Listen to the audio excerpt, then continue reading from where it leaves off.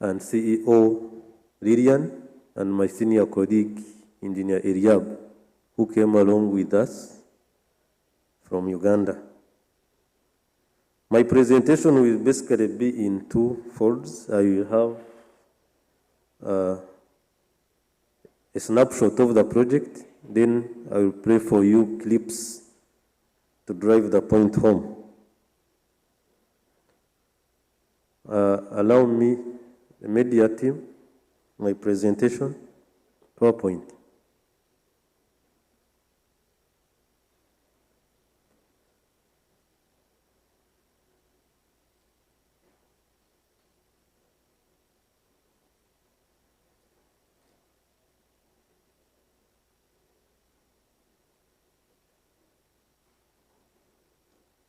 It's not being displayed.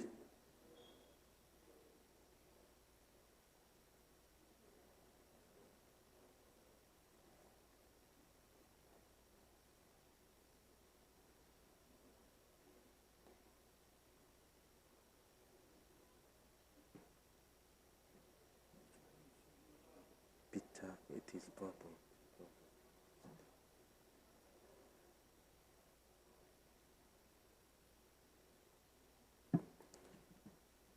As it comes up,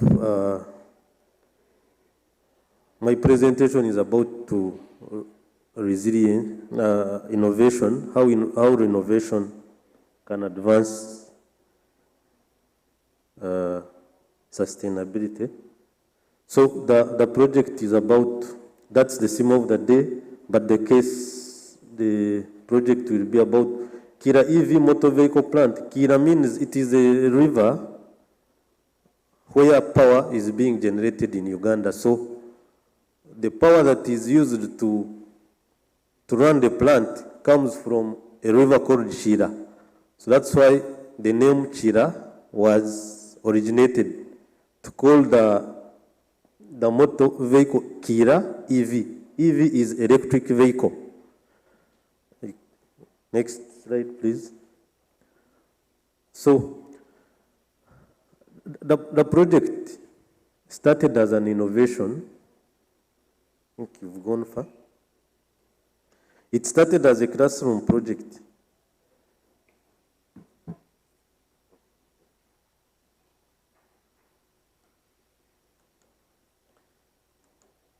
So Kira motor vehicle plant started as a classroom project at Makerere University by students, but it later developed into the project which it is now. But the theme of the project, as it states, to innovate for development.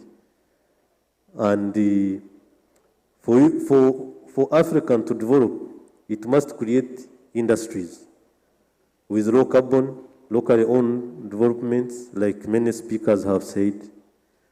It must have linkages with universities for research.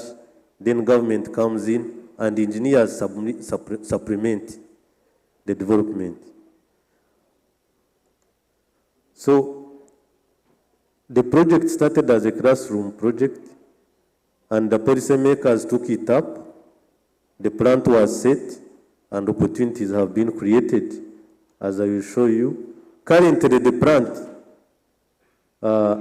employs 407 direct jobs, and it has capacity to produce 2,500 buses per year. It can be scaled to the potential of 10,000 buses per year. This is just a concept that started from class. And alongside, from the capex that has been run, it will attract, currently it has attracted 500 indirect jobs. Indirect jobs, those are jobs which are not connected to anything to do with the assembly of the vehicle, but logistics and all that. So the factory has demonstrates how advanced manufacturing can convert infrastructure investment into jobs, technology transfer, and regional mobility solutions. So sustainability, the plant itself is looking at green mobility. For example, electric cars do not pollute the environment as much as they are many. So they have cleaner mass transportation option, long-term dependency on imported fuel. When the war in Iran came, I think in Uganda, the manufacturers of Kira EV were jubilating because I think they launched recently about 500 buses to be put on the road. So the fuel dependency can be reduced by such interventions. And of course,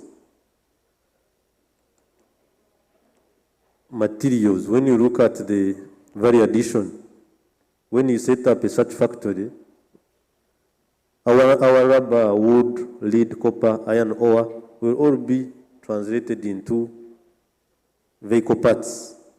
And that creates a lot of potential for job creation in terms of value addition on different products. Like I said, engineers, technicians, welders, electricians, quality controllers, all those are direct jobs that come along with the production line. What does this project mean to Fidic Africa conference and the theme of the day? That as engineers, we need to design for industrial transformation. Just like the minister said, let's not leave things on paper. And the Kira EV is one of those projects that I think we are proud of, that it's in operation. Sustainability concept should be put in place, in consideration. And the plant, during feasibility, we need to plan for local content. What are you bringing? If you are designing a project, what will the local people benefit from that plant? That is during feasibility. And then in front end, FEED is front end engineering design. It should look into the local content before the project actually sets in. Of course, you look at the life cycle value chain, like I told you. If you are starting a project, does it add value? Can it add value to the local product? Then we look at the connect projects policy. That one has been talked about. You don't just design, but let the policy makers come on board, financials, and then the skills. With all that intertwined, will make the project complete. So, consulting engineers can help Africa build productive ecosystem. Not only a physical asset, you build a structure like that and just leave it there. It becomes a white elephant. So we need to be mindful of that. I think I've talked about that scaling across. I've already talked about that. Universities, for example, they have to be linked to industries. We have to have development partners. We have to have better procurement systems that will easily be solved. In closing, African next generation of infrastructure must manufacture for the future. Kira EV shows that innovation, sustainability, and industrialization can be delivered through one flagship infrastructure platform. To drive the point home, I think I request you play video number 1. There are short videos that will show us how the plant has come to inception. I mean, from inception up to where we are in terms of operation. Kindly.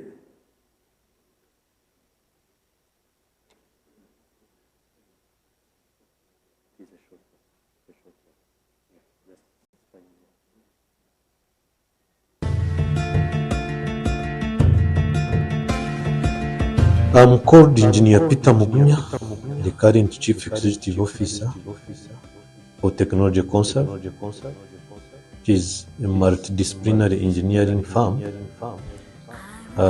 in field of civil, electrical, mechanical, surveying, and environmental management. Technology Consult started way back in 1992 by lecturers who teach at College of Engineering at Makerere University, and over time it has been involved in many projects, but the flagship project which has put Technology Consult at the level of international level is flagship project of Chiramoto vehicle based in Jinja. Chiramoto vehicle plant started as a concept or a classroom work by one of the shareholders of Technology Consult, Engineer Paul Musasizi, who is also a current Chief Executive Officer of Chiramotos. It went through stages which can be explained in detail. However, the purpose of this short interview is to give an idea why Chiramoto vehicle plant is a flagship project and its purpose to the Fidic Africa conference with its theme of innovation. The project was about 64 billion. The project was about 64 billion shillings. And I would invite the moderator for that session in the person of Engineer Magnus Lincoln Kwashi, who is a fellow of the Ghana Institution of Engineering, a past president of the Ghana Consulting Engineers Association, actually 2-time, or how many years? Probably served for 3 years. And then he is also a past president of the Ghana Institution of Engineering, and currently an ESCO member of Fidic Africa. So he has a lot of accolades. He doesn't want me to read it, but then he's also the Chief Executive Officer of Delin Consult. Let's put our hands together for Engineer. Yeah. Thank you very much, Mr. President. Permit me, I would like to introduce this session while standing, and then when my colleagues join, we will sit. It's my honor to welcome you to this important session on financing Africa's sustainable infrastructure revolution. Across our continent, infrastructure remains one of the most powerful instruments for economic transformation, regional integration, industrialization, and social inclusion. Since morning, we have heard repeatedly that Africa needs 130 to 170 billion annually to meet our infrastructure needs, yet we are able to do some 60 to 108 billion.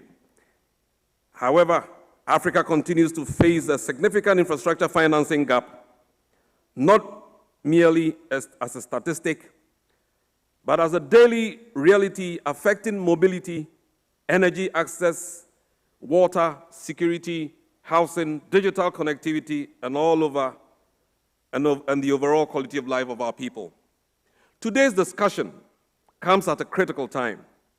Africa is urbanizing, our population is expanding, climate pressures are intensifying, and the demands on governments are growing.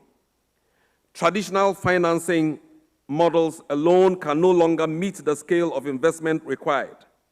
We therefore need to be bold, thinking around Africa-led financing frameworks, stronger local capital markets, improved governance systems, innovative public-private partnerships, and the intelligent use of technology and digital tools to improve project preparation, risk management, and investor confidence.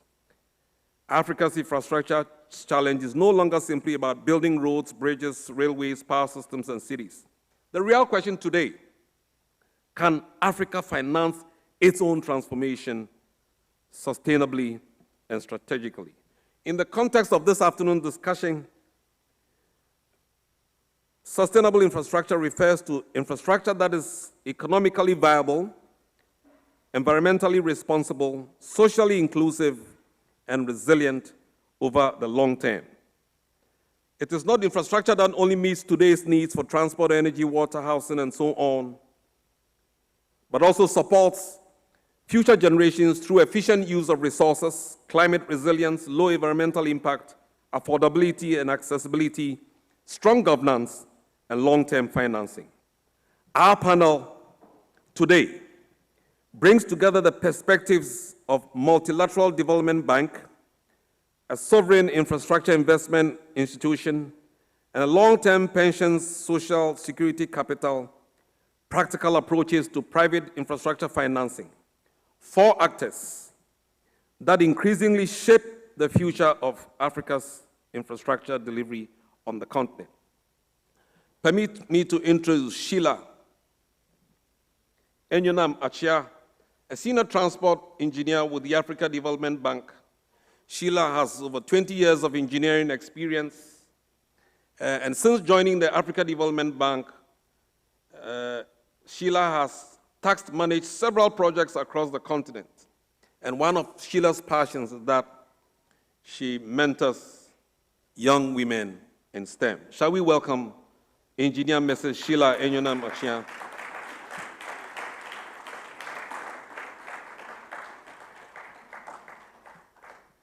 Permit me also to welcome up the podium Nana Jumo Bene. Nana Jumo Bene is the CEO of Ghana Infrastructure Investment Fund. He has over 20 years of local and international expertise in banking and various management roles across several countries in Africa and in the UK. Nana is in charge, if I will simply say, of our sovereign wealth. So that's the man.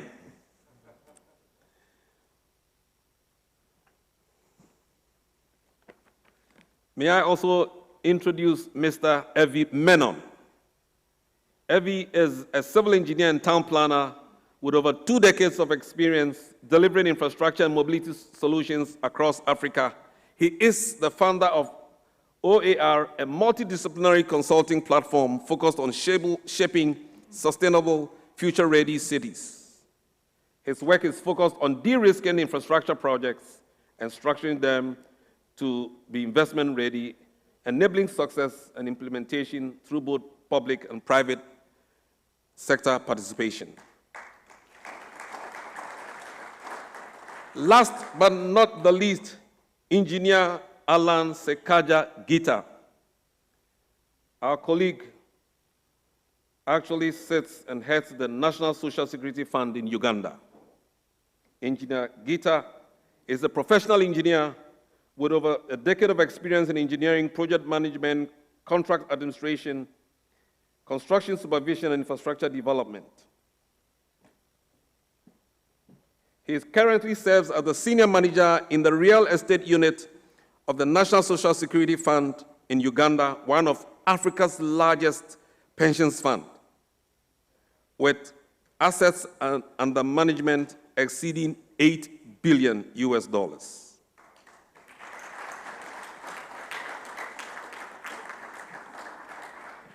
So audience, I have with me here your able panelists, and I will begin first and foremost by posing this, and each of the panelists will have their turn. Now, welcome to the platform. Africa's infrastructure deficit is well documented, yet the conversation often focuses only on the financing gap. From your perspective, what is the real bottleneck preventing infrastructure delivery in Africa today?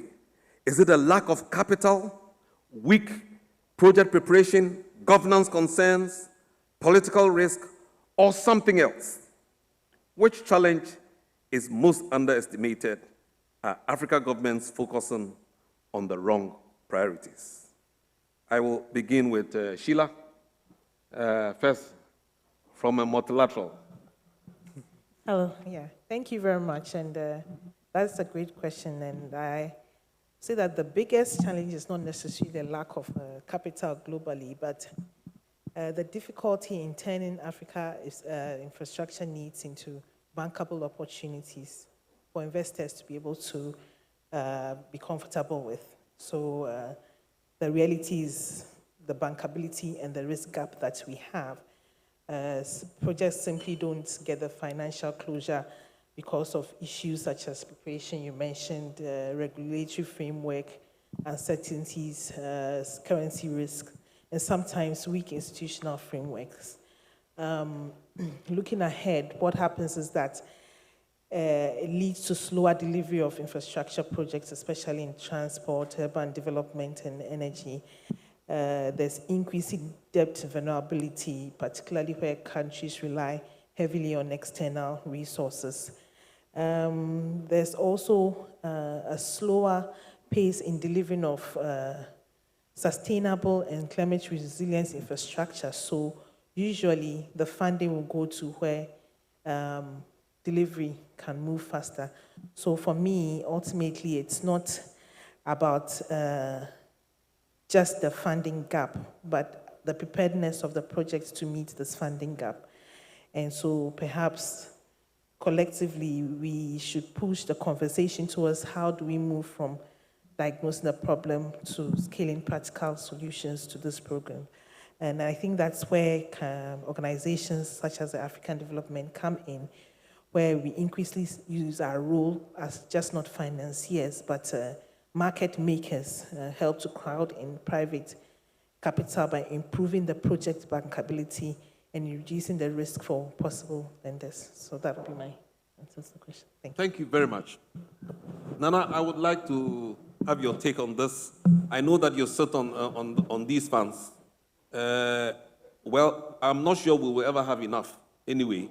So I don't want to say that it is lack of capital. In your perspective, what do you think are the challenges that we may be underestimating in terms of financing Africa's infrastructure?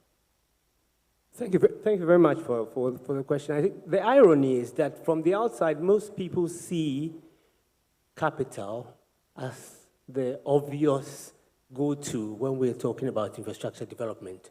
But for those of us working in the space, I dare say, and it might sound a bit shocking, sometimes you have capital and no projects. And you have a number of international DFIs, etc., approaching, looking for credible, sustainable projects. But there's a lack of them.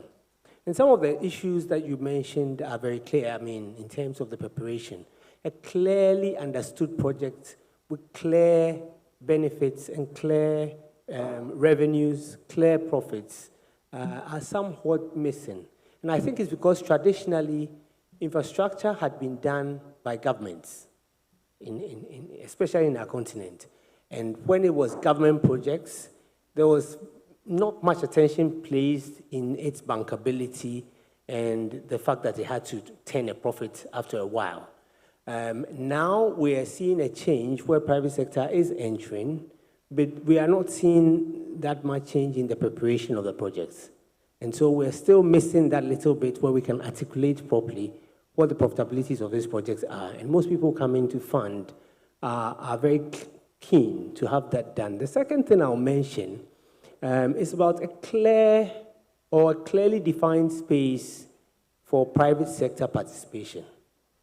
So very often the private sector will come in and they would want to understand how they want to participate.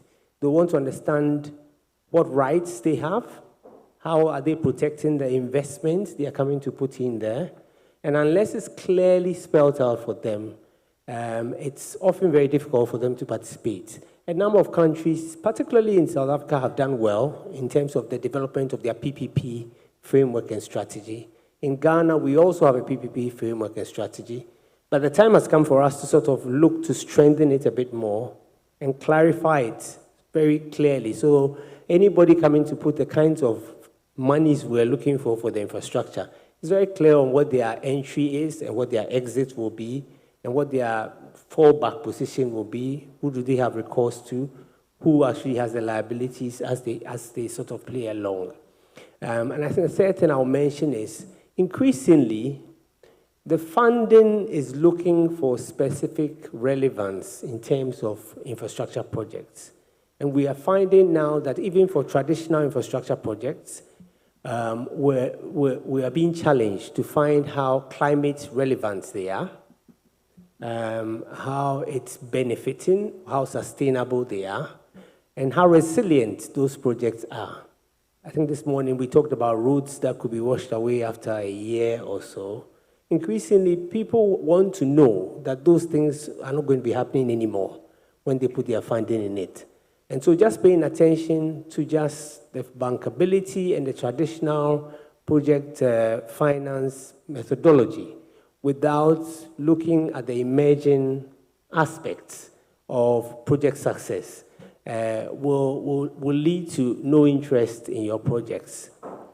And the last thing I'll say is that for us, the local markets increasingly are being looked to play a part in this as well.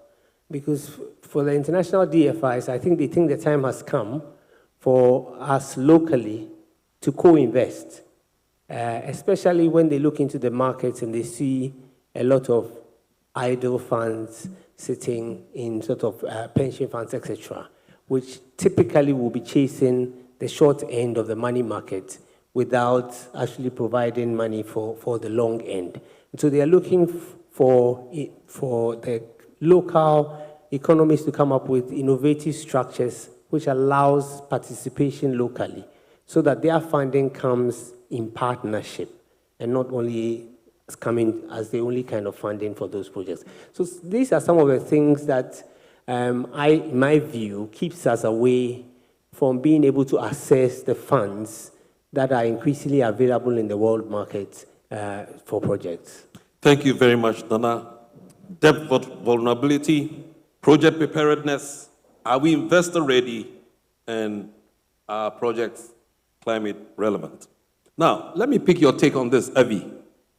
I mean, you work in the private sector or in the private space. You've been doing some interesting things in DRC. What's your take on this? Would you also say that African governments are focusing on the wrong priorities? Because there are projects that often multilaterals think that, well, these projects are not viable.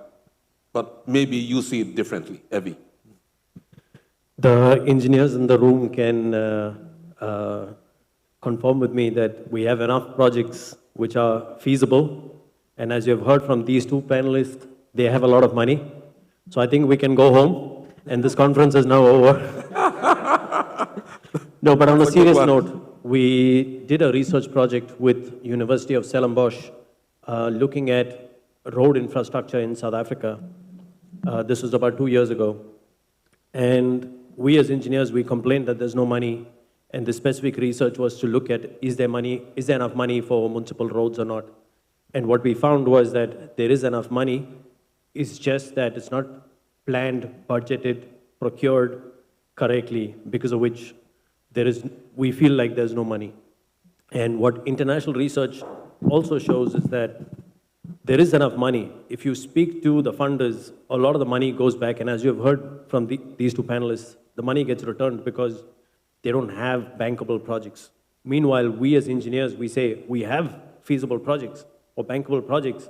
So where is this gap? And I think that has to do with how we define what is bankability. For us as engineers, it's a beautiful bridge or a beautiful road with state-of-the-art infrastructure, alternative materials, all kinds of things. But to the funders, it doesn't really matter. Their question is, what is your IRR? What is the risk? What is your ESGs on it? And we as engineers, when we do a feasibility, we write a nice fat 300-page report.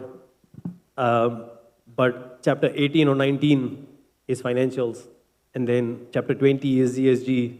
So it's literally an afterthought of a full feasibility. Well, and I think that's where the problem is that we don't start from the beginning saying, okay, we want a feasible project. What do these funders look for? Is it private funding? Is it one of the DFIs? How do we present it to them? And I think that is where the challenge is. Thank you very much. Engineer Gita, shall I have your take on this? I know you also sit within pension funds, so that every day you see a lot of money. But Africa needs to finance its projects. And what do you think are the challenges confronting us? Thank you very much. Thank you, fellow panelists. Well, this issue, we all appreciate there has been a gap in financing. However, the major, to us, or given our experience in this, the major challenge we're facing is the disconnect between financing decisions and the implementation capacity.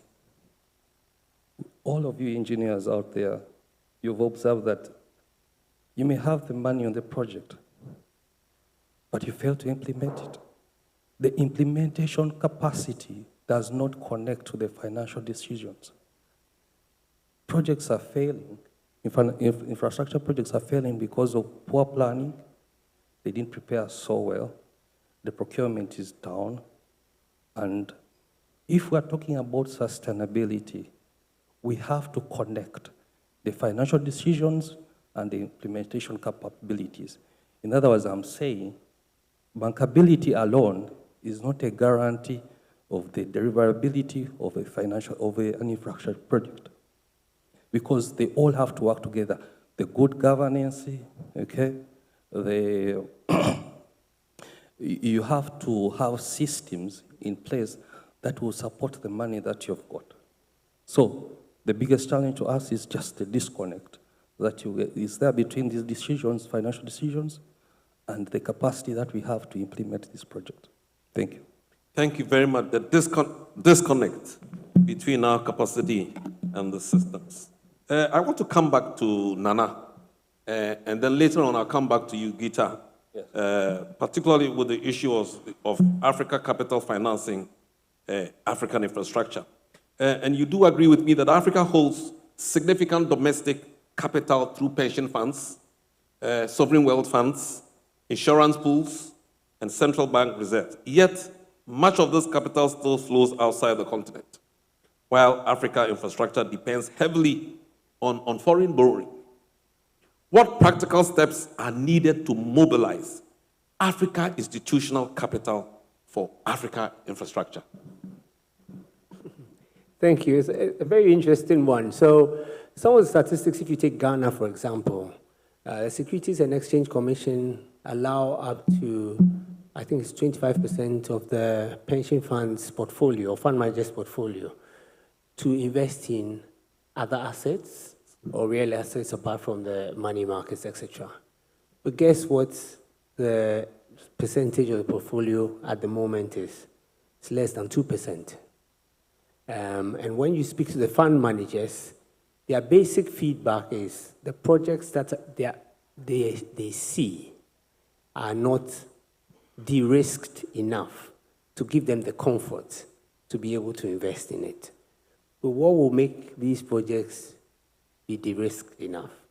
So obviously one of it is the preparedness we've talked about, but they also are looking for other instruments that would come and sort of support the projects. Because typically, when we do project finance, we would look at projects that will be self-financing.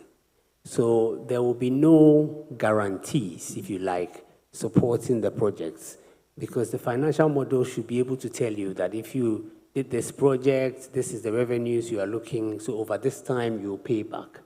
But that alone is not enough to satisfy a fund manager who is holding pension funds of millions of workers. And so an example that has been tried, I think, in Nigeria, with the support of AFDB and PIDG, among others, seems to be showing the way, where they've set up the Infrastructure Credit Guarantee Scheme. So what the Infrastructure Credit Guarantee Scheme does is that for projects that have proven to be bankable, they offer an extra protection, like a guarantee, which is then wrapped around that particular project. And then a bond is floated for the fund managers to buy into the bond. So essentially, just in case there's any problem with the project, they still have like a guarantee from a rated company to fall back on. And that strategy seems to be unlocking the participation of local pension funds into the project market. As I said, it's been very successful in Nigeria. Kenya have launched, and we're working in Ghana to try and get that established here as well. So that's one way that should encourage the fund managers to start to look to put some of their investment into projects. The other thing that will be also very useful if we can unlock is the pooling of funds. Because we have, Uganda has a very big fund, South Africa has a very big fund, Nigeria has a very big fund.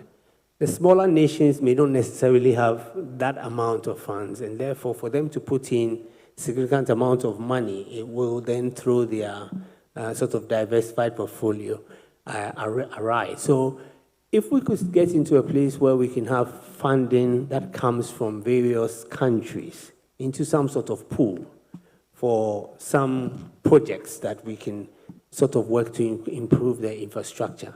There are projects that have a regional significance. Shile and I were talking earlier about the Abidjan-Lagos corridor road, which is meant to be a $15 billion project, which cuts across like 4 or 5 countries.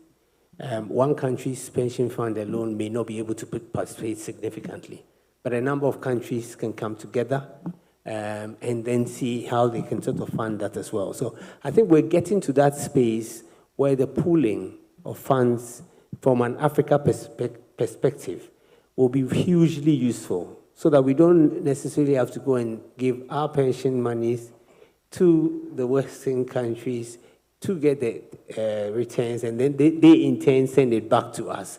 We can work within ourselves and put it towards meaningful projects for our benefit. Thank you very much, Nana. I come back to you, Gita. There are 2 key things Nana pointedly shows us. The issue of pooling Africa funds. We should get to a point where countries that have money setting can pool together and make it available. And he also talks about the fact of de-risking projects. What other perspective do you consider would help us develop Africa infrastructure with Africa finance? Okay. Thank you very much. I totally agree with the previous panelist said. And to add on is that we need to encourage, the domestic institutions to invest.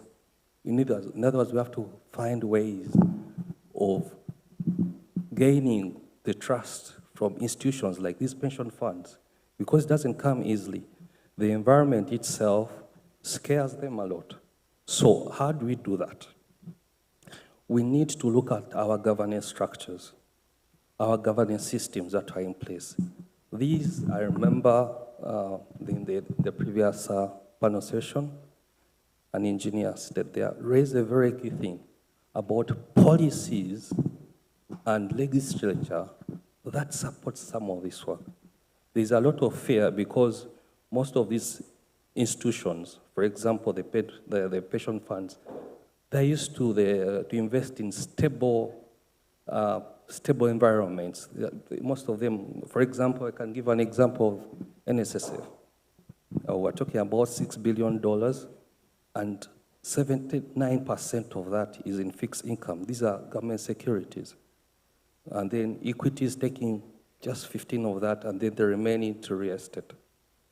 So we are trying, as the fund is showing an example in Uganda, of shifting. And recently, my president, His Excellency President Yoweri Kaguta Museveni, mentioned it, that certain times these institutions should be empowered to make these risky moves. It's not, you see, pension and infrastructure are long-term ventures. Okay, so they work in line. As long as there is a conducive environment, as long as we have clear governance systems that support that, as long as we are very conscious about our markets, okay, and the support of our markets, like the capital markets, we can encourage them to invest more into our countries. Now, on another note, he mentioned about the country kind of, whereby these institutions can support each other. Well, it has to first start nationally by giving them that comfort, okay? First, we ourselves have to paint that picture, because we ourselves are the leaders of these institutions, that we can do something for our own nations and contribute to the economic transformations of our nations and productivity through these ventures.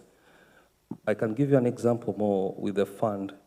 It has taken up quite a road recently that we are now looking at these infrastructure developments more and investments more, like the government campuses, the road networks where we're doing the large-scale housing, and we're not asking anything in turn, but we're just asking for a conducive environment and acceptable or good policies under governance.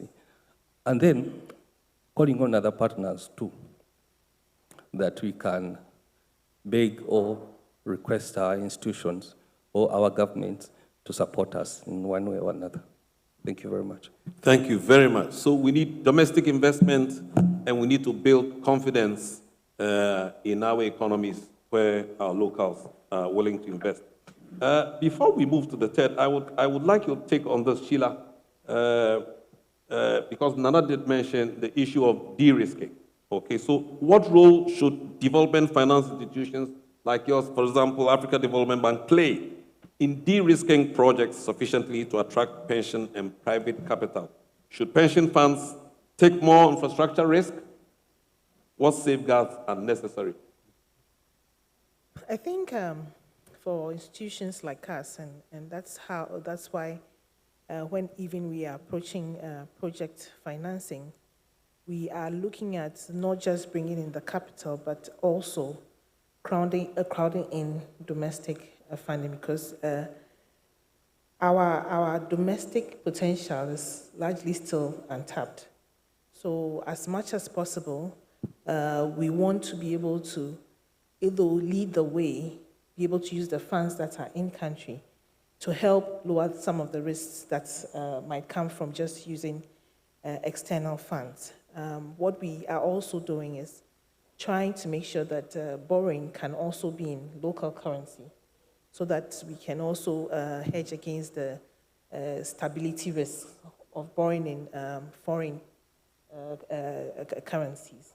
So with that, we assure that the projects that we are implementing can be implemented over the period with the amount of money that we say is going to be used, instead of suffering all the shocks from externally. So I'll say those are some of the key things that institutions like ours are doing to hedge against those risks. Thank you very much. I mean, I was going to come back to this question anyway, but I think you've preempted it on the issue of borrowing in local currencies, because we realize that countries continue to borrow in foreign currencies, okay, so which provides what we call the debt vulnerabilities, okay. What would you recommend? I mean, it's a difficult one, because we have high volatility of exchange rates and issues. From where you said, what would you recommend? You know, because we as countries, we should be able to, I don't want to use the word hedge. We should get to a point where we borrow within some stabilities. Yeah, that's a critical question, because currency risk is one of the most underestimated constraints in Africa infrastructure financing. And most of the debt is denominated in dollars and euros, but revenues are locally accrued and essentially building in a vulnerability. and any exchange rate shock can quickly translate into debt distress for a country. So if we want to build a system rooted in the African currencies and institutions, there are some key shifts that we need to consider. First, deepen domestic capital markets. Yeah, we need to better mobilize local institution investors, pension funds, insurance companies, and sovereign funds, and channel those into assets infrastructure. Secondly, we need to scale local currency financing solutions. We are already seeing it even in project discussions, like a project I have in Abuja, in Nigeria, the Lagos Red Line, where local currency solutions are becoming part of the core financing structure and not just an afterthought. And development finance institutions like the bank we play a role by providing that local currency loan and then offering some partial guarantees in local currency to be able to support. Thirdly, we can also strengthen the local institution, especially at the subnational level. Infrastructure is largely delivered by cities, municipalities, but the access to financing remains limited to institutions and credit constraints. So building a local currency ecosystem also means that we have to improve the credit worthiness of these institutions if they have to go out there and do the borrowing, and then strengthening some public financial management skills in these institutions, enable cities to be able to access these markets more directly. Thank you very much. Maybe, Nana, a short one before we go to the next. Do you think that local currency infrastructure bonds realistically can scale up in Africa? I mean, based on what Sheila has just shared with us, whether local currency infrastructure bonds realistically scale up in Africa? No, I think it definitely is a good opportunity for us to pursue. And this morning, Honorable Setekwe touched on it a number of times when he was speaking. He spoke very passionately about the stock exchange and using that as an avenue to raise financing. It is for us to make sure that we have strengthened the governance and the reforms that guide these investments on the stock exchange and in the bond markets, and to ensure that they have all the underlying projects that those bonds are going to be financing give confidence to the investors, because ultimately the investors will be looking at what the underlying project is, and they need to be convinced about the underlying project so that they can participate. We have seen successful bonds in some of the markets, but not enough. I think that there's a great opportunity to be able to do that, especially in partnership with the DFIs. And these days, a lot of technical assistance is being offered by the DFIs to help us to be able to put the right frameworks in place to ensure that we can start to do things like these infrastructure bonds. Thank you very much. Now, I come back to you, Evie. Too often investors say Africa does not lack capital. Well, I have heard it so often that now I believe it. It lacks bankable projects. Yet many African stakeholders argue that viable projects exist but fail due to weak preparatory frameworks. Evie, what transforms a project from a political idea into an investable infrastructure asset? Would you say the quality of feasibility, governance? Is it revenue certainty, or procurement transparency, or the political continuity? What are some of the things that actually challenge us on this? Apparently, according to research, only 2% of the ideas end up as functioning projects. 2%. So most of the ideas die before it gets constructed. And like you mentioned, a lot of it is to do with procurement, there's funding issues, but if you look at where is the big fall in the number of projects, it's actually when it comes to funding. It's easy to compare to the startup scenario. We all know the statistics. Most startups, I think, don't make the 2 year mark I can't remember the numbers, but I think depending on which research you're reading, between 20 to 50% of them fail within 5 years, and only 10% of startups make the 10-year mark. It's exactly the same thing with projects. From idea to pre-feasibility, feasibility, and then you find a huge decline in the number of projects that get into the design build. And that, they call it the value of, death of projects. And I think that is the key part where I think effort needs to go in to try and revive it or to present the project in a way that is actually feasible. And that goes back to my earlier point that how we engineers define a project is very different from how an investor looks at it. And that's the gap that we need to bridge to help projects through the pipeline.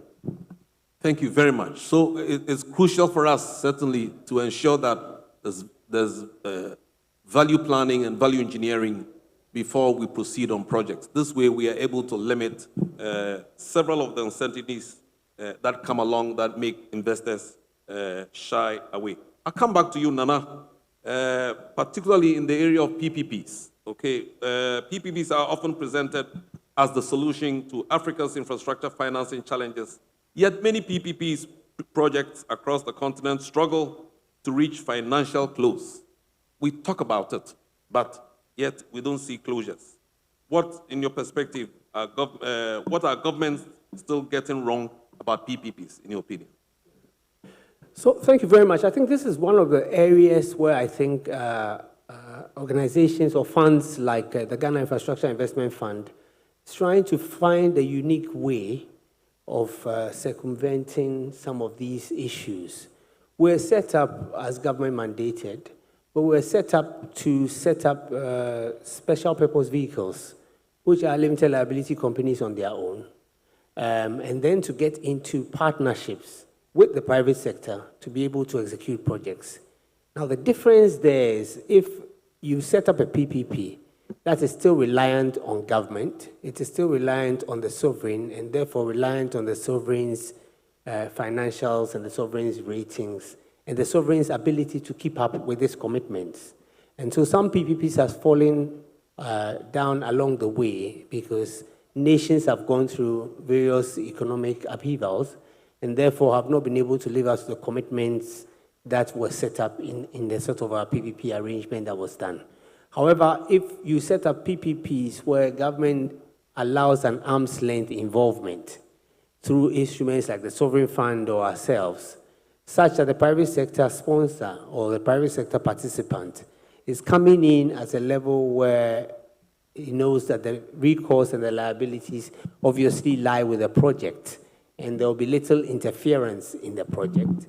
It allows for more active participation.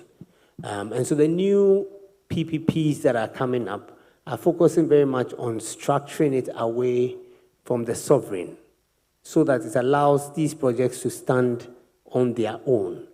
And therefore, in the preparation, as we talked about, those aspects are clearly defined and de-risked in a way that allows whoever is participating to see this or to see their span of control around the project, because that's what makes a big difference. If, as an investor, I'm not sure if the government of the day will be in power in the next 2-3 years, or if I'm not sure if the economics of the government is going to ensure that they still have affordability to keep going, I'm not very interested in coming to sign PPP agreements. But if I'm sure that it's insulated from all that, then perhaps it looks interesting to me. And it's, an example I would give is when we were building the Airport Terminal 3 in Accra, it was set up similar in that sort of regard as a special purpose vehicle. Private investors were brought in. Ghana Infrastructure Investment Fund was in, if you like, from a government-mandated part of things, but it was set up as a special purpose vehicle. And it has lived through a number of governments. But the covenants have been met, the repayments have been met. It is still a very commercially viable project finance that has gone down into the history. But I think it was because of how it was structured, because of how it was set up, and the relative independence that it was given. And I believe that the PPPs that succeed have to have that level of independence to allow it to be sustainable beyond government and government regimes. Thank you very much. It means that it is possible. Maybe I come to Sheila. What distinguishes successful PPP environments from the unsuccessful ones? You know, following after what Nana has just said, what would you consider successful? What would you consider unsuccessful from where you sit as a DFI? Well, definitely, from his last comment, a PPP project that can outlive a number of governments and still deliver its mandate is probably the first that I'll piggyback on. Again, because for us DFIs, the risk is, one, the project not being delivered, because apart from the financial risk, we want to be able to deliver development to the people that we say we are serving. So that is very key for us. So having a project still being delivered regardless of the risk that we face on this continent, I will say that it is key. And also having partners that can be able to understand each other's mode of operation, but and have their own institutional regulations, but can still partner well enough on a project for it to be delivered. Because sometimes when we come into those joint partnerships, what pulls us back is having regulations from all these different parties not working together. Then you feel some people feel that they should drop out of the partnership, then you have to close the financing gap. So having institutions that can work regardless of the regulations that they have individually, for us is also a successful delivery of a PPP project. Thank you very much. So imperatively, governance and reform is key. I come back to you, Engineer Gita. Investors repeatedly point to governance uncertainty, policy inconsistency, and regulatory instability as major barriers to long-term infrastructure investment. If you could advise Africa governments, just give us one. If you have to, we'll be more than glad. Any critical reforms needed to unlock infrastructure capital at huge scale, what would they be? Okay, thank you very much. The first one I would say, spend a lot of time or spend considerable time in preparation. Preparation. Preparation is very key, okay? Then secondly, have clear, supportive legislature and also accountability in place, whereby there is a respect for contracts, okay?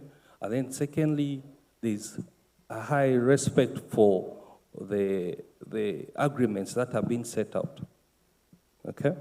So these help. Why? In preparation, you get to understand, I've gone back to number one, you get to understand what needs to be done. You get to look out for all the risks possible. You get to look at your procurement plans. You get to look at how you're going to carry out the operational transition. You get to plan for the whole life cycle of the infrastructure project. So it has to be clear.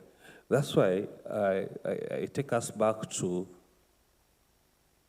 the institutions that are involved in investing in this. You shouldn't be passive investors. You get involved. You be part of the good structures that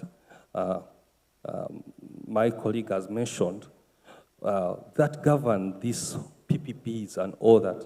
For example, you have to have project implementation teams. You have to have project implementation committees that their roles and powers are explicitly mentioned in the agreements that you're having, away from the interventions of other people. So if everyone is respecting that, and your preparation was also done so well, I think we can have a successful delivery of a project. Thank you very much. Evie, do you want to take on this? What advice would you give to any African government if you were asked to, on this particular issue? Any critical area you would request governments to look at in order that we are able to finance Africa's investment? Did you say government? Did you say government? Government. They should stay away and let us do our work. So they should stay away, right? That's a private sector person there. But you can't do away with government necessarily. No, I'm kidding. I know you're joking. No, in one of the sessions I said, there shouldn't be political interference. And one of the spokesperson corrected me and said it's political guidance. So, obviously we can't do away with them. I think they are a part of the process. But it's important that we plan our projects according to the cycle, the election cycle. And I don't know if we've perfected it, but I think it takes a lot of effort to understand what the political agenda is, when if there's going to be a change in the regime, then that shouldn't hamper the project. You need to have these key milestones to line up with those elections so that there's inevitably some ribbon cutting involved. So, because that gives them that mileage, and you need their political support to run with the project, whether we like it or not. That's just how it is. And for example, on one of the projects that we're busy with in DRC, it's 850 kilometers of road. There's no road there, but it's a track. And we've asked to do the feasibility of that study, of that road. It's a dual carriageway, which for the non-roads people, it's 2 lanes per direction with the median in the middle. So it's a huge project, and it's 850 kilometers. And to do the feasibility of this is going to take us a few years. And by then, for sure, the political regime is going to change, and you'll never see the light. So then what we proposed is that one is we don't have the funding for it because of none of the DFIs want to fund this thing because of the risk and it being in DRC. So what we said is, let's do the first 150 kilometers and let's get that feasibility through. Let's start construction on it. Let's run the toll. And over a period of time, we can do the next phase. But when we had the meeting with the politicians, they said, no, my constituency is up there, 850 kilometers, so you need to start from there. But the closest town is Lubumbashi, which is to the south. So there's no way you can get your equipment up there and start construction. Logistically, it's a nightmare. But those are things that you have to navigate on a project to convince him that this project will be 20 times or 30 times more expensive if you have to start from the top. So yeah, it's just one of those challenges, but we just need to learn better to manage them. Thank you very much. Well, these are challenges that confront us each time, okay? And we must find ingenious ways to overcome it. And of course, there are political cycles, and every regime would want to show something to the voters. And so we are confronted with these decisions each and every time, and we need to find ways to address it. It is indeed a problem. Now, technology, artificial intelligence are rapidly transforming financial systems globally. How can digital tools, AI, predictive analysis, data systems improve infrastructure planning, risk assessment, transparency, and investor confidence in Africa? Sheila, may I start with you on those issues? AI, technology. Yeah, digital tools are fundamentally transforming financial planning from a backward-looking to a forward-looking strategic function. So you can use the tools for forecasting, you can use them for budget credibility, by using the data to anticipate future trends and than just relying on historical performance. You can use them by improving the data-driven estimates that you are using for your projects, reducing the risk of having cost overruns, and which is very critical and usually the key problems on some of our projects. You can also use them for scenario analysis, allowing you to test the what-if scenarios, such as which are driven by inflation and financial structures, before making your decisions. And you can also use them enhance risk management, identifying the early warning signs and finding solutions for them to be able to monitor them. And then you can also use them for real-time monitoring, knowing the scenarios as and when it happens, not after the effect of the scenario has impacted the project. So I think AI, digital tools, are a good thing to start using on projects, or use them efficiently, because that's what it does. It improves the efficiency of the project and the efficiency of your delivery, and minimizes some of the risks that we experience on projects. Thank you very much. I come back to you, Nana. Well, you sit as a chief administrator of, let me say, our sovereign wealth. If I may ask you, do you think technology can reduce corruption and project delays?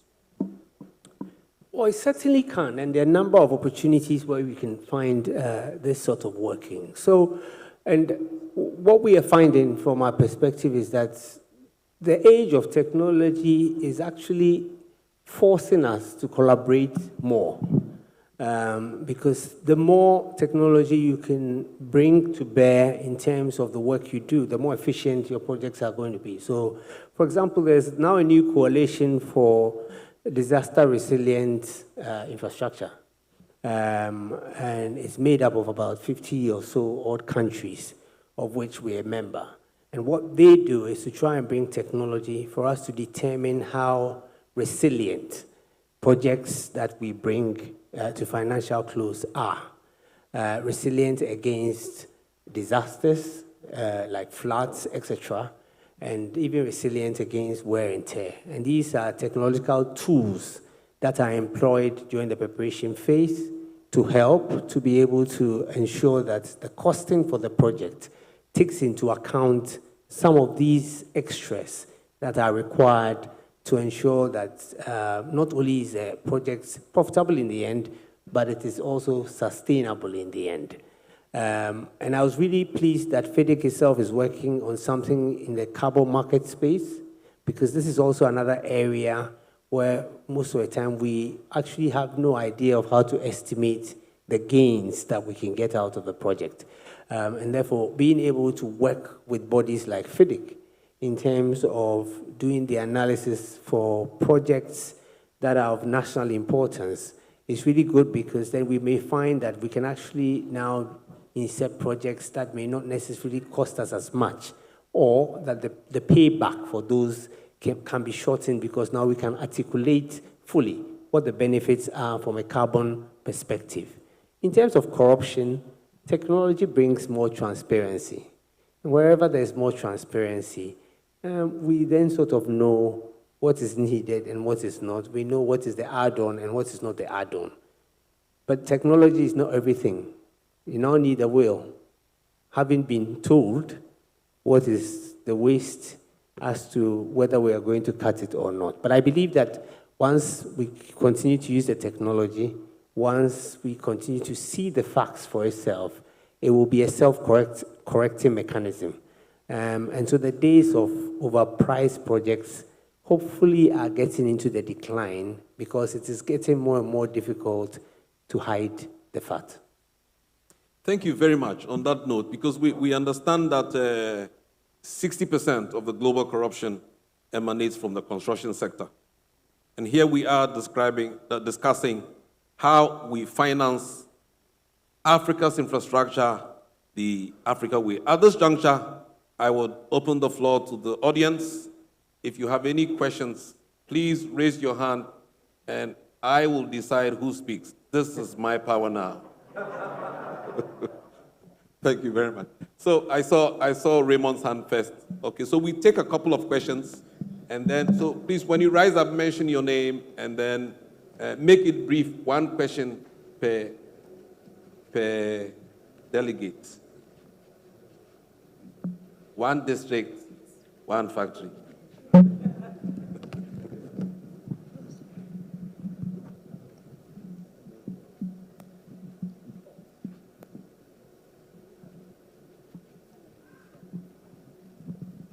Thank you very much. My name is Raymond Donyo. I'm a lawyer in a QS, and I like PPPs. So my question goes to Nana Jamal. So Nana, recently in another conference, I had an interaction with a PPP expert, who is also a Fidic, one of the Fidic council members, Rob Morrison, from Mason and Peasants from the UK. But then he's a South African. So he was giving us an idea of the trends that they see from the outside of Ghana in terms of PPPs in Ghana. And then, well, generally it was a positive outlook for what he was saying and all that. So I told him that looking from the inside, our law was passed about almost 6 years now, 2020. And we had our regulations passed earlier this year. But each year I look at the report from the Ministry of Finance, the PP section. And there's not too much new projects coming out, rolling out successfully by way of PPPs. Some have been on the same reports for some time. So it means that, yes, the institutional framework is being put in place and all, but in practice, the benefits of what the PPP is supposed to deliver for us as a country, we are not seeing it that much. So a number of issues came up in our discussion. One is what has been discussed here, the political tension, the fact that there's lack of long-term planning and that politicians have a short-term life, 4 years at least, or in Ghana, 4 to 8, depending. And so the politician looking at documenting any PPP projects take about at least 12 to 12 months properly. You know, the politician doesn't have time for all these things. So I see our politicians use the word PPP all the time, but so whether they believe it in their hearts, I don't know. So for the discussion that we have had so far, the point that Rob Mason made to me compared to South Africa is that comparatively, they're able to deliver a bit more than Ghana because they have some strong institutions like their banks who are able to get into some of these arrangements with government contracting parties or contracting authorities. And it doesn't matter, but of course, ANC too have been in power for quite some time. But I see that's changing also in South Africa. So I see that GIF is a stopgap in Ghana to help. But as Nana had himself admitted, he has a limitation because it's still government money. So I'm thinking to myself, how are we able to put a structure in place that allows genuine private sector with the muscle to come in with confidence to participate? Like the Senate, we're talking about pension funds, like Senate, like proponents with a strong, knowing that it doesn't matter which party is in government and all that. Two, how... You have one question. Yes, please. And your question is related, please. In the long introduction, it's about stronger investor. Yeah, it's related. The key one. How would they know where these bankable projects are? My point is this. You see, it's difficult for us as people in the space to see that there's any information from say, the Ministry of Finance indicating certain projects that this government can do this. Private sector can participate in these aspects. You know? So I don't know whether that's something that GIF can do as an institution or that's purely for Ministry of Finance. But I'm asking because it's in a space. What can we do to enhance public, these private people coming in to be able to actually participate in the space? Thank you very much. I'll go to the President and I'll come back to you because I saw your arm. And then, so we'll take 4 questions each round, okay? So, President Kwabena, after that, I come back to you, and then our lady from Mauritius. Okay, so, well, Engineer Bimpong, I'm not a lawyer, so I'm sure mine will be very short. I have 2 questions, but then I would put the 2 together. We've been talking about de-risking, project preparation, and all that. And we have a financial metric, IRR. Now, we know that when it comes to costs and benefits of projects, you have a lot of some social, or let me call it non-financial benefits. Exogenous. Now, that exogenous benefits. So then it becomes a little bit of a difficulty, and you did mention data-driven. Where is the data? We've been talking about data all this while. So how then do we marry all these to ensure that the IRR that we post in our project preparation is something that is right? And connected to that is to deal with ring fencing against undue influence. Recently, I've been working in a particular space I will not mention, but then you will find, no, let me mention it. There's a rent control director or something going around campuses and saying that you are charging too much and you are doing that. Has he sat down to undertake a financial modeling of the investments that these financiers are putting into the building of these projects? So if you do that, what do? You are scaring potential investors because the return on investment of such projects is probably nothing. I don't know. Sometimes when you are not in the building space, you think that those who are renting are making so much money. Because at the end of the day, especially for student hostels, the amount of money that they will use for maintenance, because you talk about sustainable repayment, if you don't maintain, it will be run down. And we have seen a lot of projects in our country where, even for offices, you go there today, and I know you live in one of them. I've not mentioned anybody's name. And where, at the end of the day, because of lack of maintenance, you don't have the inflows that are required for the repayment of the debts that have been put into. Thank you very much, Engineer. Do you have anybody in mind to respond to this? Sheila? Sheila and Nana Bennett. And Nana, okay, yes. I'll come back to you. Yes, please mention your name. Thank you very much, Mr. Chairman, my distinguished delegates.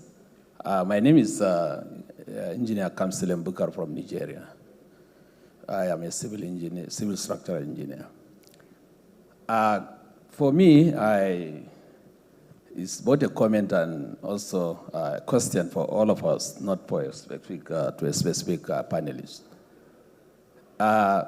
Be it public, private financing or multilateral grant or loan, I want to see our governments and politicians being at the center to provide us the enabling environment and then also the legal framework. I see them as the culprit for our non-performance and even accessing this finance and also not performance as we mentioned. And I still tend to agree with the opening remarks by Nana that finance are there, except that we don't have bankable project. I want to tend to agree with that because from an insight and experience that I had from my country, even for multilateral development bank financing in terms of grant and loan, I have seen a project where for 2 years, because of government influence, takeover was very difficult, right from procurement.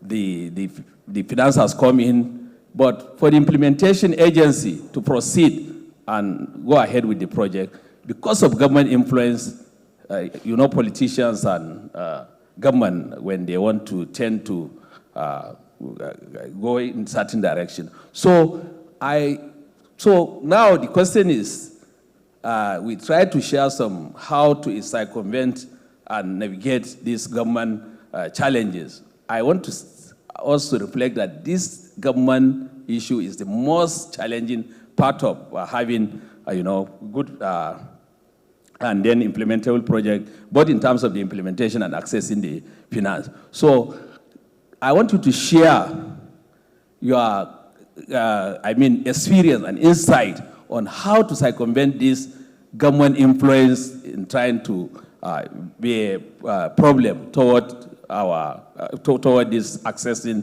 finance and also implementation of this laudable project and infrastructure. Thank you. Thank you very much. Our lady from Mauritius. Hello, my name is Karishma. I'm a civil engineer from Mauritius.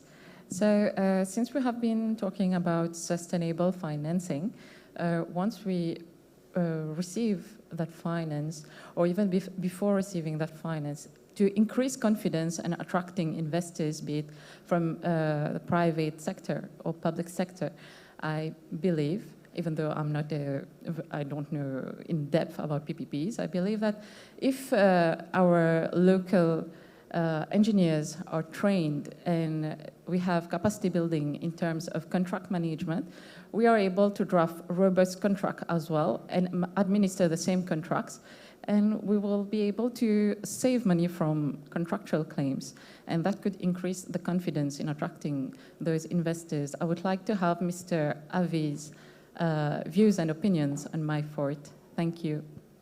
Thank you very much. I consider that as a comment and admonition to all of us engineers that we need to build capacity and knowledge in contract management in order that we are able to safeguard investments into our country. Thank you very much. It tells us that we are future ready. I can see young people. Now, maybe I come back to Nana and Sheila, if you could address the question on, first of all, Nana, on the PPP issue with the stopgap from our colleague Raymond. And then Sheila will look at the issue of incorporating exogenous benefits on projects and so on and so forth. Yeah. Thank you very much for the question. What I would just say is that the PPP concept, especially in Ghana, is relatively newborn. It started, we were hit by COVID, and after COVID, we were hit by our own trauma in the economic world, and therefore, most of these long-term projects were put on hold. But thankfully, we are back. We are mandated by government as a fund. But government itself, the posture towards Ghana Infrastructure Investment Fund by all the governments is that they will facilitate and not necessarily lead. So our mandate tells us that whenever we're doing these projects, we do them as special purpose vehicles, and Ghana Infrastructure Investment Fund necessarily will take a minority stake, and the private sector will take the majority stake. And that is to ensure that it becomes very much private sector led. So that's how it is that we are set up, to try and cushion it a little bit. It is always good to have a mandate from government. We sit in the middle, but it's always good when you are government mandated, because you can then make sure that you can navigate the rules and the reforms and the policies that are required for us to make a success of these projects. But it is also very, very essential that we keep it independent by it being private sector led, not just in name, but in terms of how it has been set up as well. And so because of that, we believe very much that that allows us to be able to drive this new concept of PPPs up. And indeed, in the last few months, this present government have issued a number of concessions to the Ghana Infrastructure Investment Fund to set them up as special purpose vehicles. And so some of the big push projects, which are road projects, have come into the Ghana Infrastructure Investment Fund, and these are being set up as special purpose vehicles. We have some energy projects that are coming that are also being set up as special purpose vehicles. And for some of them, we are attracting private sector to come in as majority to lead the way in there as well. I think that in terms of how do you discover these projects, I think that the National Development Planning Commission recently launched the Ghana Infrastructure Plan, which is supposed to be a forward-looking plan for some of the infrastructure that we are looking for in the country. That, for me, is one of the go-to areas to find what kind of projects that are out there. And we also have a lot of activity within the Green Climate Fund and their participation in the country, where Ghana has defined the national defined contributions, which point to the specific climate-type projects that are priority in the country as well. So these are some of the leads that you can look for when you're looking for some of these projects. And finally, just to touch on the last part of what Engineer Bipo was saying, yes, we've all seen what the rent control is saying out there. But what I would say is that Ghana, thankfully, now has a very developed commercial court system, which is proven to be able to adjudicate in some of these instances. So thankfully, we have moved from government-dictated decisions around these things to allowing the legal fraternity to actually opine and make decisions around these things. So I expect this to be challenged, and I expect us to get to a solution where these things can remain sustainable. Thank you very much, Nana. So when you were asking the question, I cast my mind back to a project that we did, the Fufusu Solar project, where we, aside constructing the 145 kilometers of road, 110 kilometers of road, we also did a lot of social infrastructure development. Schools, health centers, a water treatment plant, we intervened in agri, we intervened in tourism, and so many other things.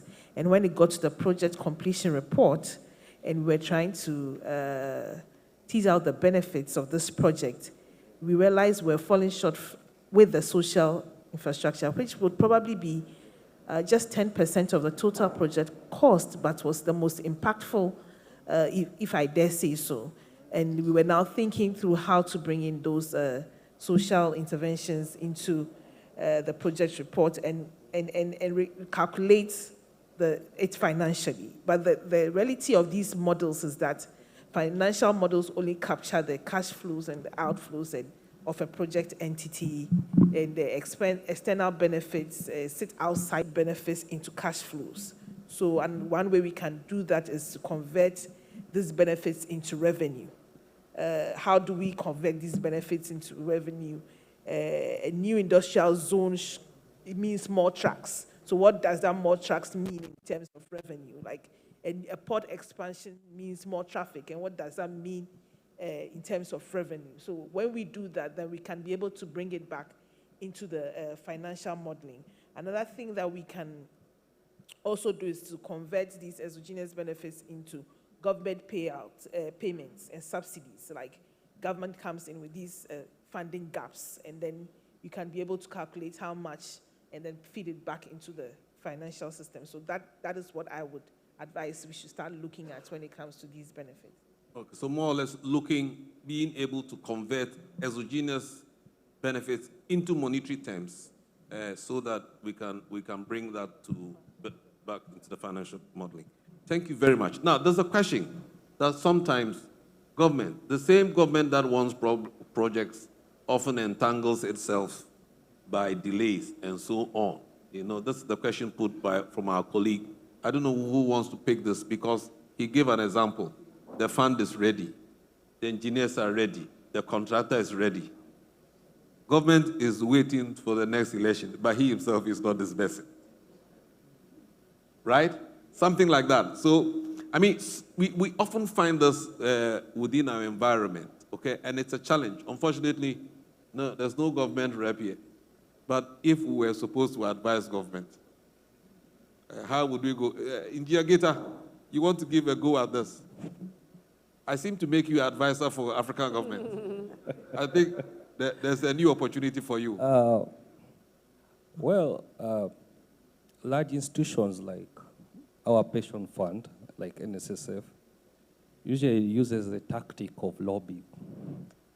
Because we are a big muscle, you walk through doors and you talk to people who make these decisions. So what I would say is that your institutions that have big muscle have a voice and can open doors to have these discussions on these delays. And this has been tested in Uganda.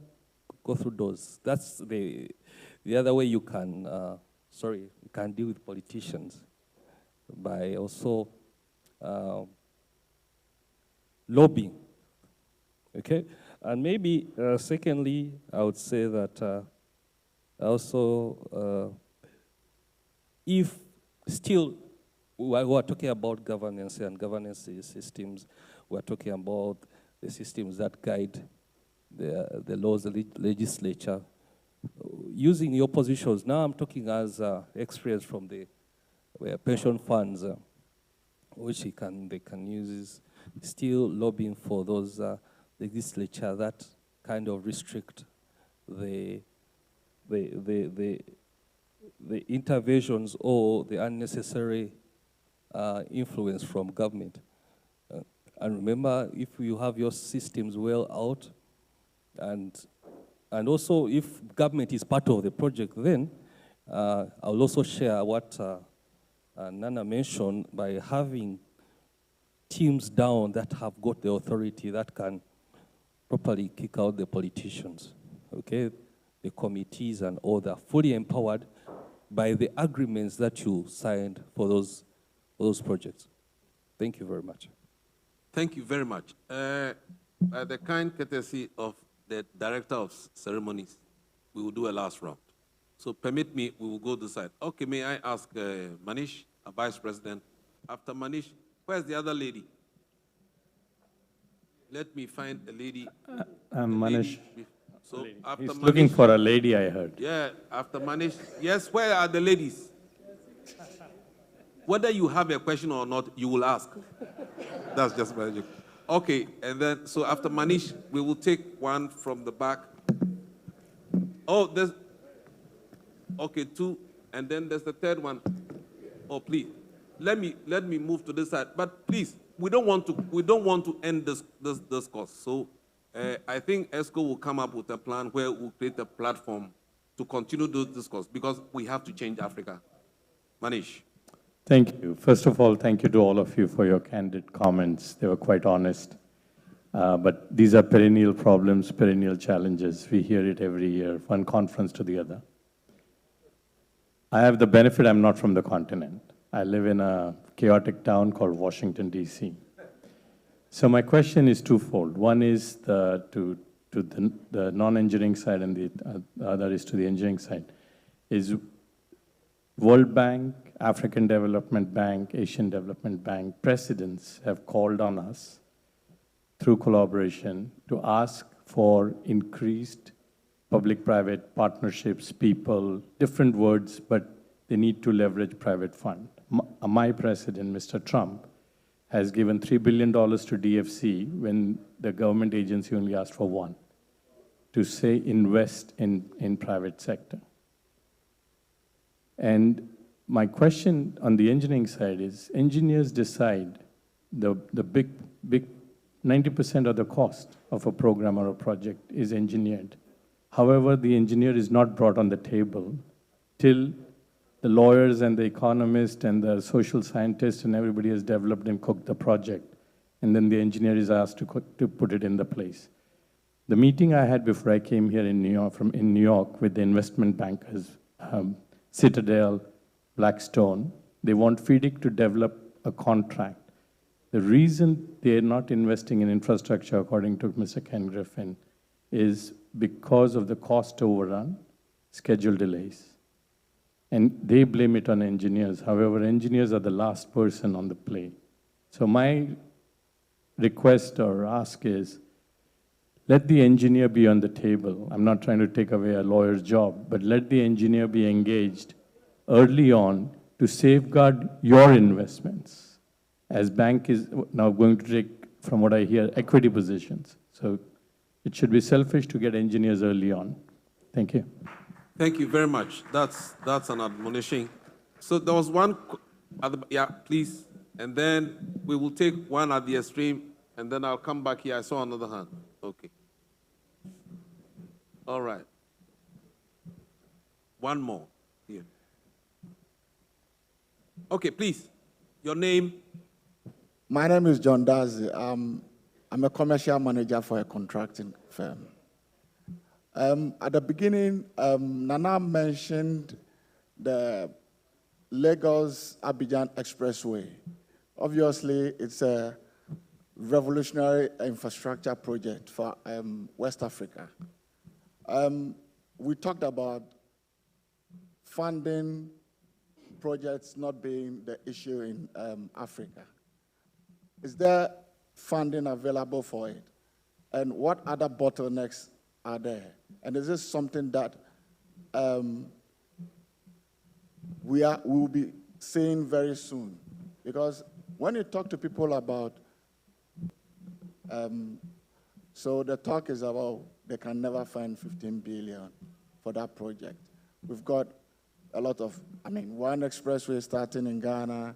We've got other projects in their neighboring countries. So we don't think that would happen. I just want Nana, since he mentioned it, to tell us if it is a bankable project and if it is something that is actually going to happen. Thank you, John. We got that question. Thanks. Whether there's money for Abidjan, Yes. Lagos project. Thank you, Moderator Engineer Kwashi. I am Engineer Deborah. I want us to revisit this maxim. We have financing, but African in particular, we don't have, bankable, proposals. I beg to differ a little bit in the sense that I think we have the concepts, but the way we should package them so that it meets the architecture or the templates of the would-be financiers is what we are lacking. And I dare to stand on that ground simply because last year, for instance, sometime last year, I had the privilege to be in Kenya, and there was a forum. There is a rep from Global Road Safety Fast Bring. Don't meet, not necessarily the concepts, but it is the way we package them.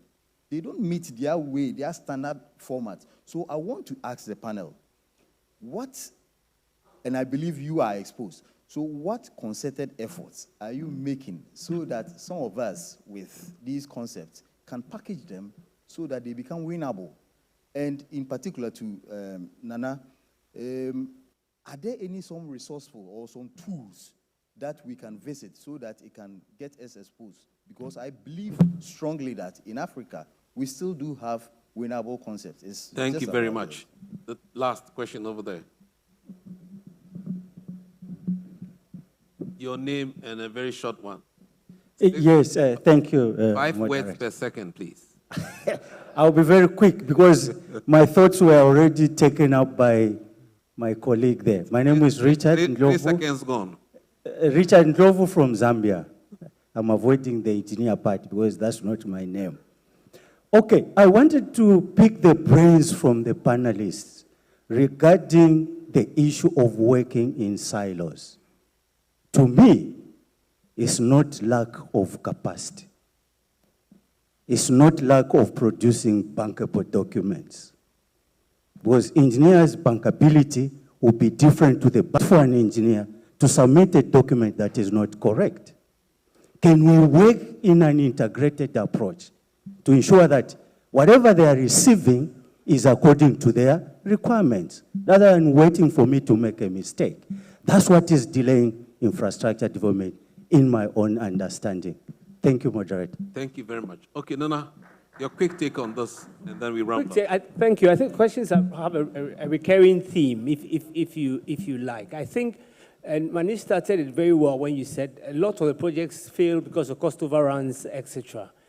If there's one symptomatic thing we find across Africa, is that for most of the projects, we start off by trying to cut corners. From the start. For most of the projects, we start off by trying to cut corners. It takes a very disciplined team to make sure that they have an independent, honest engineer, they have the lawyers, they have the accountants, everybody at the table to start off with, because it is expensive. So they would rather just limit the number of people they will start the discussion with, and only at a later stage will they now introduce it. And it doesn't cut it for them because they're looking to spend billions, not 500 million. And so that's where we're trying to address that gap as well. With the Abidjan-Lagos corridor, it's a 15 billion-ish project, dollars. Ghana has about 50% of it. The cost for Ghana alone is about 8 billion. The issue is we do not have enough commercial viability to show payback for that project to attract the commercial investor to come in. Because obviously it's going to be a traffic thing. How many cars are you going to charge? It will probably be 100 years and over to be able to pay back 8 billion.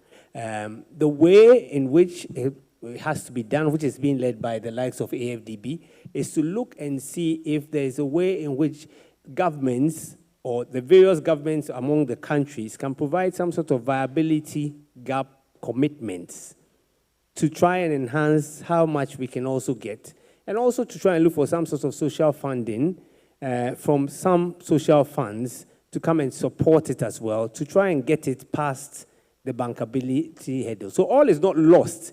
There's still a lot of conversation happening. And I think in recent months, there's been a treaty among all the countries where the road is supposed to run through. And hopefully following from there, they will be able to get into where governments and countries will be able to commit, even though the road is not particularly in your section, but overall, the benefits will come to you as well, so that you will also throw in some sort of the benefits. So that's where the discussion has got into. In terms of concept to development, you're right, it is the investment that we need to put in. And most of the project sponsors may not necessarily even have the investment. But thankfully, we now have a lot of international organizations who are partnering with the likes of us to provide what we call the project preparation facility, which now allows them to invest in your project, but at project preparation stage. So the various things you need to do, but you don't have money to do, they will provide that upfront, and when it becomes bankable and you are able to attract investors, then you pay it back. So it's a new sort of concept where we are beginning to be able to attract. In Ghana, for example, the Commonwealth are bringing us some sort of project preparation funding. AFDB give us project preparation funding as well, and a number of the institutions. So that's how we are looking to try and address that gap. So we can talk and see if you have a good concept, to see if we can attract some project preparation facility to ensure that we don't cut corners from the beginning, because that is why the projects fail. Thank you. Thank you very much. A quick 10-second response from Sheila, and then we round up this session. Unfortunately, the director of SEL is... I am sorry, Alex. Time is up. Sheila. I just wanted to quickly respond to the Vice President about bringing the engineering on earlier in the engineer actually is in the project earlier on, because most of the projects that lead to these cost overruns is the quality at entry. But the problem is when the cost comes up after the engineer has done their work and the money is not there, and then the cut corner starts happening, the engineer is taken out because they might not compromise on their designs and quality. So during that conversation, when you are trying to figure out how much you can put in the project, then the engineer is taken out. And although some of us still work at the financials part, we have engineering backgrounds. I do have an engineering background, and we are in the picture from the word go. But when it becomes money and how much a government can find, then the question about where to cut off, the engineer is left out, because that's the only way the cutting can be done. Thank you very much, Sheila. All too soon, we bring this session to a close, and we want to continue the discourse. And so this is a takeaway question that we would like each and everyone to keep contributing to. Looking ahead, 10 to 15 years, what one major shift must happen for Africa to genuinely finance and deliver its own sustainable infrastructure revolution? So with me on the panel discussing financing Africa's sustainable infrastructure revolution has been Engineer Gita. He's a senior manager from the Uganda Pensions Fund. We have Evie Menon, CEO of OAR, and we have Nana Jumo, who is the CEO of GIF, Ghana Infrastructure Investment Fund.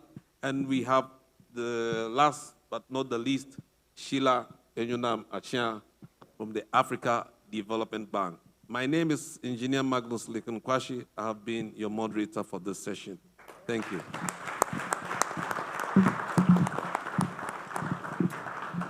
Shall we please ask our panel to come together for a quick photograph? And I think it's been a truly engaging segment. Just by the questions segment alone, we can tell that there was a lot of interest in this subject. So, panel members, a quick photograph together, if you don't mind. And whilst that is being done, I believe they deserve another round of applause. Can we please do it for the panel?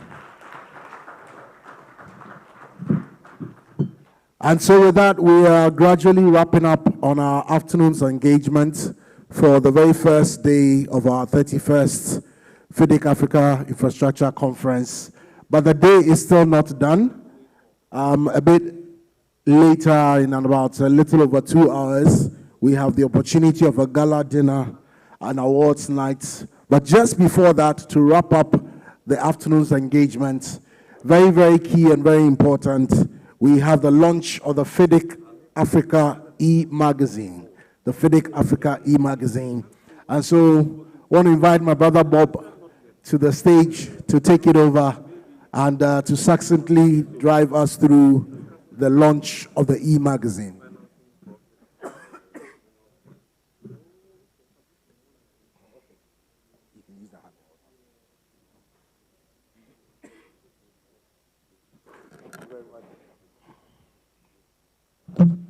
Thank you very much. Now, let's put our hands together again for this panel. I think they've done a great job. And in line with our tradition, we would want to give them a plaque so that when they go back, they will remember that the Ghana Consulting Engineers Association at the Fidic 2026 conference did give them something. So we're starting with Engineer Magnus Lincoln Kwashe, the moderator. Thank you very much. And then we'll go to Engineer Mrs. Sheila Achia. Thank you very much. And then the one with the funds, Nana Dumont. Thank you so much. And then my good friend Avi. Avi, thank you very much for coming all the way from South Africa. Engineer Gita, who is also sitting on a lot of funds. Okay, he says he has financial muscle. Thank you very much, Engineer Manish, for gracing the occasion. We are grateful. Yes, there's one person who did a presentation, Engineer Peter Mugumba. Yes. Mugunya. Yeah. Great. We want to thank you very much for your valued contribution at this conference. We are grateful.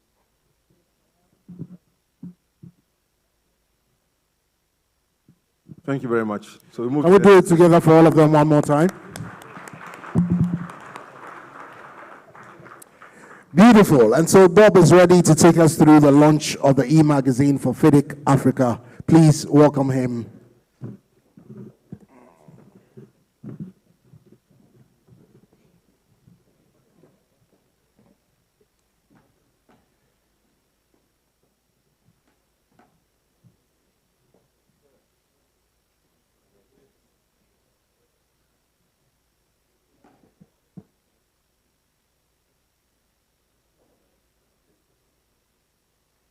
Hello, everybody.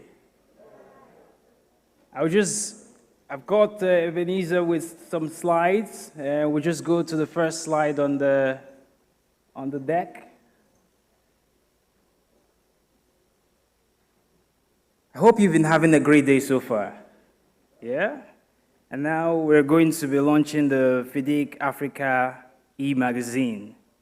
And one thing I must say is, my Ghanaian name is Kwame.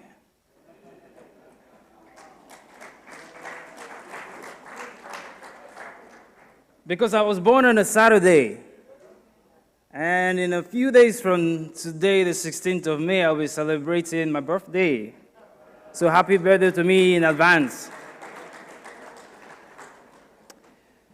This is actually my first time here in Ghana. And I have traveled all the way from Aberdeen in Scotland because this conference is very, very important.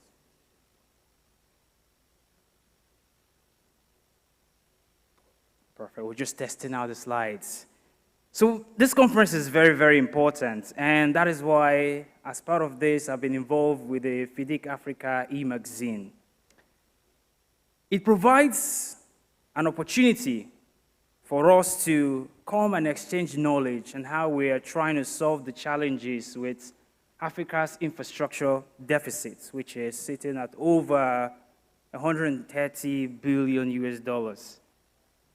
There are lots of insightful conversations that have been happening on the sides of the conference, even during the panelist sessions too as well. And this conference is very important because it gives us the opportunity to exchange ideas, because it helps us to find those African solutions to Africa's problems, which is very, very important. Now, the e-magazine itself, it would be an annual publication. It furthers this conversation after the conference itself. It serves as a platform for thought leadership, for project insights, and the opportunity to enable the visibility of individuals and firms across the continent and who are innovating on this continent. There are lots of professionals across Africa who are not here. And if you look around you, you would know that there are some professionals in your countries who are not able to join us here today and benefit from the wealth of knowledge and insights that you've gotten. And so we are enabling this through the Fidic Africa e-magazine to reach out to the millions of engineers and professionals across the continent so that they are able to benefit as well from the insights that you also are benefiting from. The magazine starts with a charge from our president, Engineer Rizwan, who gives a charge to professionals across the continent. And also, too, you get to read from Engineer Benedicta, who gives some insights around Ghana itself. If you do not know, it will interest you to know that Ghana is home to 2 UNESCO World Heritage Sites. She also works at Associated Consultants Limited, too, as well, one of the leading firms here in Ghana who are doing great things here in Ghana. I must also recognize Engineer Shitu Raman of Raman Consultants, who is leading the charge in Nigeria and spotlights also to highlight some of the projects he's done in Nigeria. J Signatures in Port Harcourt, the oil city of Nigeria. And the Fidic Africa e-magazine serves as that platform for engineers to know, and professionals too as well, to know about what engineers are doing across the continent. And also too for foreign investors in the US like BlackRock, who are, if they are keen to do projects on the continent, they know that they've got professional firms within the continents who can lead the charge. Hence why this platform is very, very important for giving us that visibility. We've also got a feature from Night We Sold, and they're an employee-owned consultancy in Southern Africa, and they are celebrating 105 years.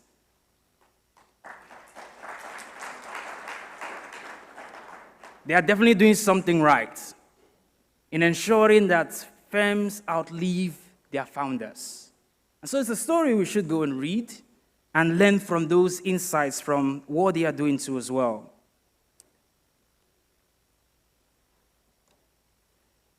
Speaking about Southern Africa, we must also spotlight our very own engineer, Chris Campbell. And he writes about the challenges too as well in South Africa and how these are being addressed. Also some of his thoughts too as well and how they should also be addressed, which is very, very essential, ensuring that we are cross-pollinating those ideas. We cannot also not feature our chair of the Fidic Africa Future Leaders, Engineer Pauline Firi. And she talks about the new skills and mindset that we need to thrive because the world is changing. And it is changing around us, and engineers must adapt to the changes that are happening. Now, we've also ensured that we're not just only spotlighting engineers, but we can also bring in professionals from within Africa too as well to share their insights. So we've got a very beautiful piece from Celine. And Celine is here with us. She's a corporate governance professional, and she's talked about how it is important that member firms and firms across Africa are set up properly. Because if a house is divided amongst itself, the building will not stand the test of time. So member firms must be thinking about ensuring that they are organized. And so Celine gives us a very beautiful piece on that. We've got some big mega firms as well who are being spotlighted on the e-magazine. You've got the likes of Turner & Townsend, who writes about the work that they are doing in connecting the northern-south corridor from the ports of Durban to key markets like Botswana, Zimbabwe, Zambia, and the Democratic Republic of Congo. Zutari as well, another mega firm, shared a glimpse on their projects here in Ghana with the Kumasi City Mall and Tema Port Expansion projects. We've also got Kent Africa Limited too as well, being spotlighted too as well. They are based out in Kenya. Speaking on Kenya, we've also got Sigma too as well, consulting. Now, the Fidic Africa magazine is enabling consultants across Africa to connect. Because that's why we're here too as well. We're connecting, we're making those crucial connections so that we can deliver infrastructure projects across the continent. Now, with the Fidic Africa e-magazine, it enables this to go further. For people who are not here, they're able to leverage on these contacts on here and can reach out to themselves and collaborate, which is very, very important. We must almost also highlight Engineer Alex, who writes a wonderful piece, a beautiful piece, around the lessons learned in East Africa and how we could be raising the crucial funds that are important for developing infrastructure in Africa. So please do check out Engineer Alex's content because it's very, very insightful. If you're a consultant in West Africa or looking for collaborators across for projects, you can easily just reach out to these people and make sure that instead of going overseas to look out for firms and connect, there is a wealth of talent within the continent. And so the Fidic Africa magazine ensures that we are leveraging that talent on the continent to solve our challenges. We have also spotlighted Keziah Kwasi here in Ghana, and she writes about being a woman in engineering. She also talks about how she gained international exposure and made a deliberate decision to return to build her motherland. While we talk about talents fleeing the continent to Europe, it's good to see talents who are making a deliberate decision to come to build their country. And she also talks about how she is enjoying the good mentorship within her firm, which is very, very important. And this is something that we should all be learning from, to deliberately mentor the future leaders within our firms, because they will be the ones that will take the baton on into the future. We've got Alot Nigeria Limited, another reputable firm in Nigeria. We've also got Delling Consults, Engineer Magnus Kwasi as well, who are leveraging technologies of today to ensure that they are furthering infrastructure development here in Ghana.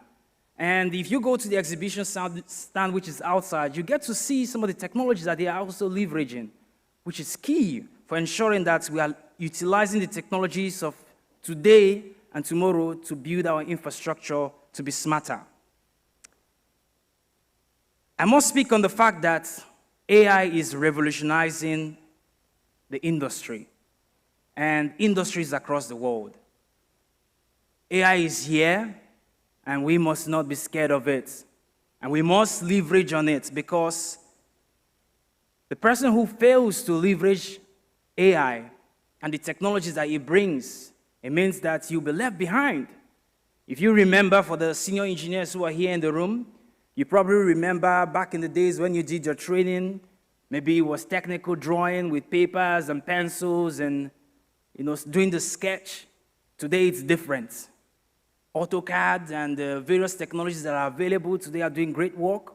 You've also seen that doing calculations for buildings have also changed over the years. Previously, you do them manually, but today with softwares, they are able to calculate buildings and do your designs. AI is here, and we must leverage these technologies for building our future.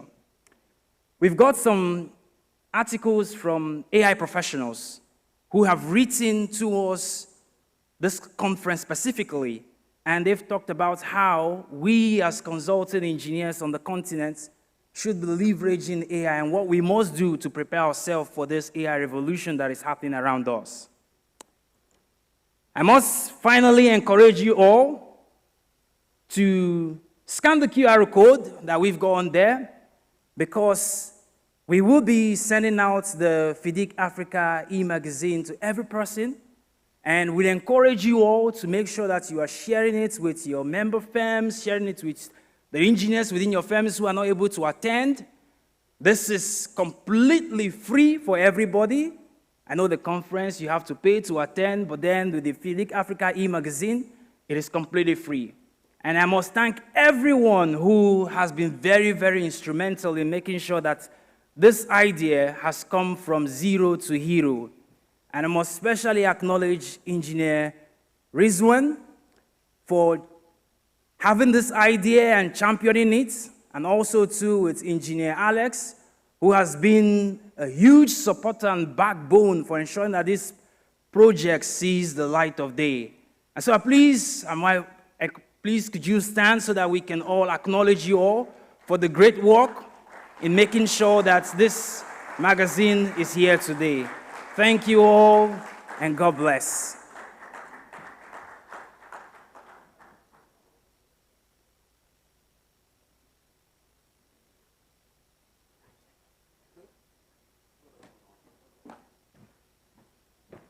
Can you give it up for Kwame Bob one more time? And if this is the very first time we are outdooring the e-magazine, then we've got to do it and have at least a better photo up for that. So respectfully to all who contributed, please join us, please join us. Can we have the cover slide? And then respectfully, Engineer Alex and the other collaborators who helped, please join Bob right here for a quick photo opportunity as we all appreciate you one more time. No, of the e-magazine, please, of the e-magazine, the content slide. Yes. I believe that this is a threshold moment as far as Fidic is concerned in terms of championing and putting out its engagements, creating opportunity for networking and collaboration across members and delegates across the continent as well. A round of applause one more time to the e-magazine team. Beautiful, beautiful, beautiful.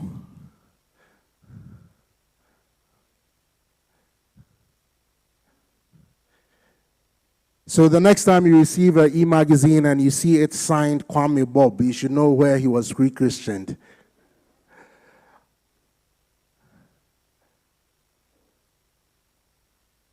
All right, they deserve another round of applause, ladies and gentlemen, for the final time.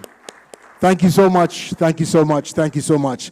And so with that, ladies and gentlemen, on behalf of the local committee, organizing committee, from the chairperson to its board members, and on behalf, of course, of the GCEA president and of our Fidic Africa Infrastructure Conference, the day is not over, as I mentioned. In about 2 hours from now, we'll be celebrating our dinner and gala awards night. And then tomorrow morning, 9 a.m. is our very first panel session.